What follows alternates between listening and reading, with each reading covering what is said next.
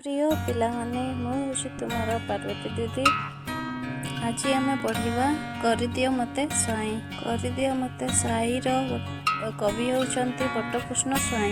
मु कविताटी को पढ़ुची तुमे मन देकरी सुन।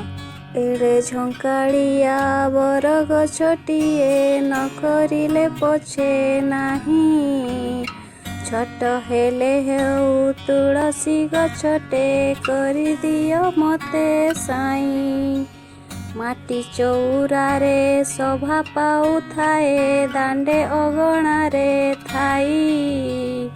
दियंकर पासे लागी हुए नीति सोहाग आदर पाई। एड़े बड़ जीव हाथीटिए मते न करिले पछे नाही। छट हेले हेउ माछीटिए करि दियो मते साई। फूल पासे जाई गुणु गुणु गाई आहरी आणे मो मधु।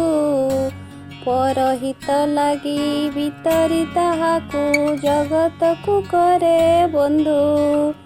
एड़े मनोहर पଳାଶ फूलटे न करिले पछे नाही। छट हेले हेउ गंगशिउळीटे करि दियो मते साई। संजरे फुटी मु सकाळकू झरे मुखे उकुटाई हास। हरे जन मन मधुर महके चहटाई चौपास। एड़े सुविशाल सागर पछके न करिले मते नाही। छट हेले हेउ टिकी झरणाटे करि दियो मते साई। कुड़ु कुड़ु गीत गाई दिवानिसी डेई केते गिरी वन। भितरी शीतल मधुर जल मु तसुथिबी जन मन। एड़े मन लभा पुनेई जन्मु न हेले पछके नाही।